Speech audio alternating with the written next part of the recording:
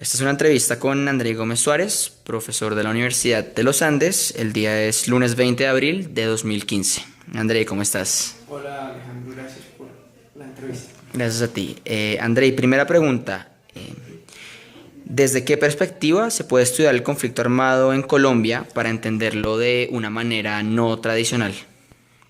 Bueno, mira, primero hay que pensar un poco en las maneras tradicionales de entender el conflicto.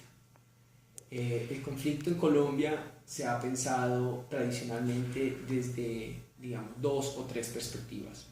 Una, que es la más reciente, diría yo, que es la de la economía política tradicional, que lo que ve es tratar de entender por qué los recursos naturales no renovables y las oportunidades de apropiarse de ellos contribuyen a una economía política de la guerra, de la cual se benefician ciertos actores. Esa perspectiva ha sido explorada al menos desde los años, principios de los años 2000, incluso finales de los años 90, y te da un poco una lógica de un actor racional en el cual el actor racional trata de maximizar sus beneficios a través de estos recursos para hacer una guerra en donde adquiere grandes capitales económicos. La otra perspectiva a través de la cual se ha estudiado el conflicto ha sido la perspectiva de las causas objetivas de la violencia, que tiene que ver un poco con la pobreza, la desigualdad y cómo este tipo de desigualdades sociales generan unas motivaciones en los actores para pelear en contra del Estado y tomarse el poder y hacer una reestructuración del Estado y redistribuir las cargas sociales. Esta es una lectura, diría uno, más cercana desde la sociología, siguiendo quizás una perspectiva marxista. Si uno piensa estos dos tipos de lectura, básicamente se enfocan en la racionalidad de los actores, ya sea porque quieren maximizar sus beneficios o porque quieren transformar unas condiciones que los motivan a la guerra. Pero dejan de lado un componente fundamental, y es que los seres humanos, para actuar racionalmente, tienen que tener emociones. Un ser humano que no tiene emociones es un ser humano que no es estable. Entonces tienes casos patológicos de psicosis si las emociones no están ahí para todos los seres humanos. Es decir, la racionalidad en abstracto no existe sin emociones. Podría decir uno que hay pocos estudios en Colombia que se han pensado el rol central que juegan las emociones en las tomas de decisiones de los actores.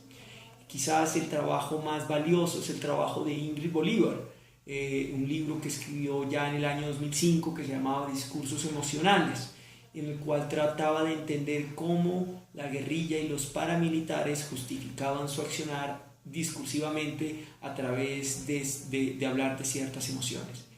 Más recientemente yo he hecho una propuesta de pensar el tema de las emociones de una forma quizás un poco más compleja, diría yo, y desde una postura postestructuralista he propuesto que es importante entender cómo las emociones circulan en una sociedad y cómo al circular en esa sociedad permiten que se generen, por llamarlo así, las acumulaciones de simpatías o antipatías frente a algunos sectores determinados de la población, generando así espirales de violencia o de resistencia. Y entonces, digamos, creo que una postura nueva, una perspectiva diferente que yo tendería a recomendar para estudiantes del conflicto hoy en día es pensar más en la dimensión emocional, y una de esas propuestas que, digamos, que yo he hecho es lo que yo llamo la economía política de las disposiciones afectivas. Muy bien, André, ¿y nos podrías contar un poco más qué es esta economía política de las disposiciones afectivas de la que estás hablando? Bueno, la economía política de las disposiciones afectivas lo que quiere decir es que uno no puede entender el odio o la simpatía o la empatía en abstracto. Uno tiene que conectarlas en un conjunto de relaciones de diferentes actores. En ese orden de ideas, un poco tomando desde los estudios de la teoría del afecto, yo propongo que una disposición afectiva es un mecanismo que tienen los seres humanos innatamente para relacionarse con otros seres humanos. Si pensamos en eso, entonces la propuesta es que hay 4 disposiciones afectivas importantes. La primera es una disposición que se llama la simpatía. La simpatía lo que permite es que 2 seres humanos puedan compartir la misma emoción. Es decir, que si yo en algún momento siento odio por alguien, yo pueda transmitírselo a alguien y esa otra persona pueda sentir el mismo odio que yo siento por ese tercero. El lograr esa transferencia de emociones es lo que yo llamo la simpatía. Pero al lado de esa hay otra disposición afectiva que es la antipatía, y la antipatía es lo contrario, es decir, es que uno por más que le explique o por más que trate de transmitirle la emoción que uno tiene a otro ser humano, uno le transmita la emoción contraria.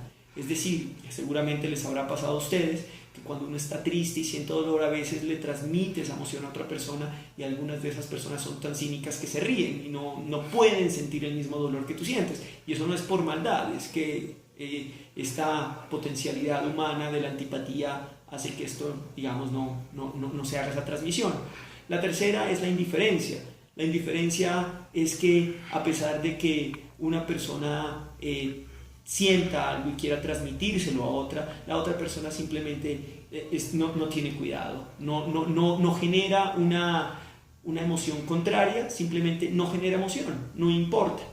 Y la última es lo que yo llamaría el olvido, y el olvido es que simplemente reinventamos el pasado para no sentir nada y simplemente hacemos como si no hubiera existido. Es decir, realmente es un borrar en la memoria.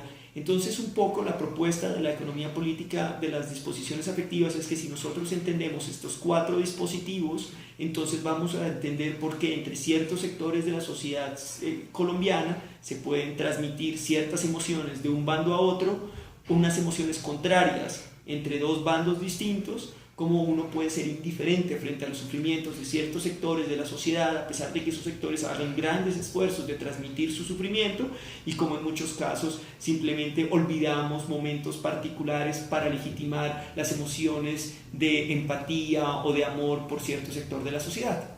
Muy bien, Andrei, ¿y me puedes contar cómo este modelo de la economía política de las disposiciones afectivas nos puede ayudar a entender, a encontrar soluciones al conflicto armado en Colombia?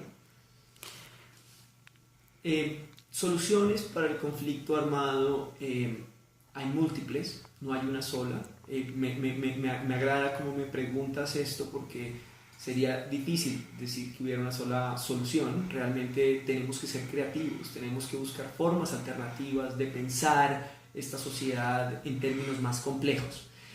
Yo creo que la forma más fácil de explicar eso es poniéndote un ejemplo. Usualmente cuando uno ve cómo el Centro Nacional de la Memoria Histórica ha ayudado a clarificar hechos victimizantes como la masacre del Tigre o la masacre de Trujillo, por ejemplo, o la masacre de Segovia, uno entiende que el centro hizo un mapeo muy importante y una triangulación de fuentes que fueron al sistema judicial, hicieron entrevistas con actores claves en la región, pero además entrevistaron a las víctimas y utilizaron y fueron los testimonios de las víctimas un elemento fundamental del esclarecimiento que ellos han hecho.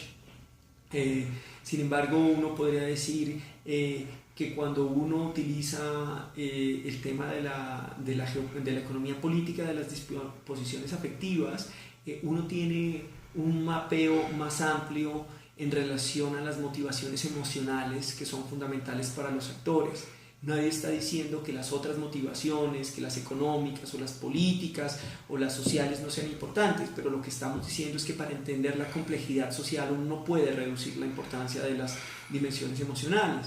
En este orden de ideas, por ejemplo, cuando uno piensa el genocidio de la Unión Patriótica, es muy importante entenderlo en esta circulación de discursos que transferían unas emociones y que se aprovechaban en cierta medida de estas disposiciones afectivas, generando una economía política muy perversa.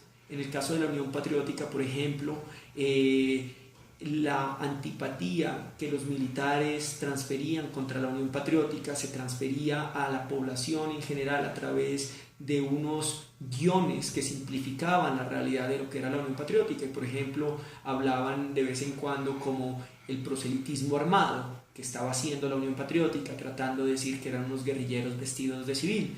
¿Eso qué era lo que hacía? Hacía que sectores amplios de la sociedad civil colombiana no sintieran empatía por la UP, sino que sintieran que era parte de un enemigo interno y que se sintieran mucho más cercanos al ejército o a otros sectores de la sociedad civil que veían en la UP una amenaza para sus intereses. Pero ahí había una radicalización emocional.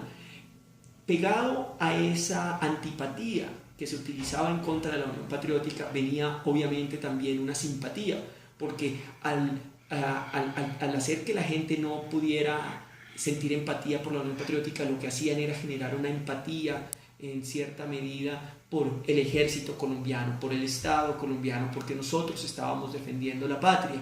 Entonces, esto legitimaba un discurso radical de derecha en contra de un sector de la población y creaba un vínculo emocional entre dos sectores de la sociedad colombiana. Claro que era lo que pasaba, que mucha de la gente que caía asesinada al tiempo que estaba ocurriendo el genocidio de la Unión Patriótica, pues era gente que no estaba vinculada al partido directamente, eran sectores sociales, como en el caso de la masacre de Segovia, donde 57 personas fueron asesinadas, entre ellos niñas y ancianos.